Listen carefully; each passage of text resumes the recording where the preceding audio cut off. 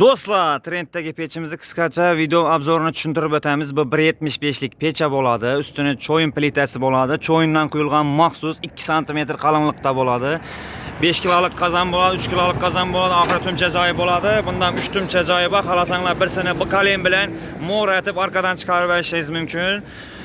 Şu oddiy 1.75 lik pechning birinchi faksasi bo'ladi. Ichine kari cho'rikkanlarda yana bu cho'yin plita qo'yiladi yana qalin. Bu issini yaxshi berish uchun cho'yindan quyiladi, cho'tka deb.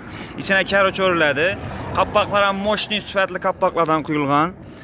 Pul tushadigan yeri bo'ladi. Ichida setkisi qo'shib beriladi.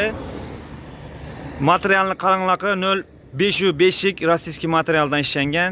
Kimga shunday pechga kerak bo'lsa, har xillardan taxlab beramiz. Muhimi her bir mehnati sifat uchun ishlangan buni.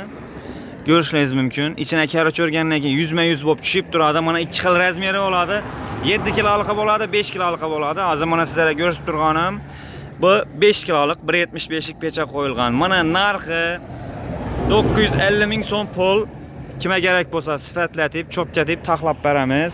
Dastlabchilar 4 kunning ichida besplatnik qayerlarga kelishilgan holda Buni yana bir klientimizga cho'tchatib taxlab berganmiz. Kimga shunday xizmatlar kerak bo'lsa, hammasidan bor. Bu yerda 7 kilolik boyina, kattasi ko'pina, cheklanmagan miqdorda. Kimga kerak bo'lsa aytaverasizlar, xizmatdamiz. Buni yana 7 kilolik bo'ladi, maxsus cho'yindan quyilgan qalin plita. Buni yupqaroq varianti bu o'ta arzon chiqadi u. Bu 7 kilolikdan 2 lik pecha bo'ladi, komportlar hamma vajib bor.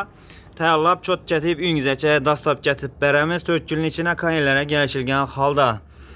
Kimga shunday xizmatlar kerak bo'lsa, telefon aytaverasizlar, xizmatdamiz. Buni xohlasanglar bunday katta pechlarni ham taxlab cho'tchatib beramiz yana. Kimga kerak bo'lsa, telefon aytinglar. YouTube kanalimizga obuna bo'lishni ham unutmanglar. Bundan zo'r videolar qo'yib borishda davom etamiz. Xizmatdamiz, kelaverasizlar.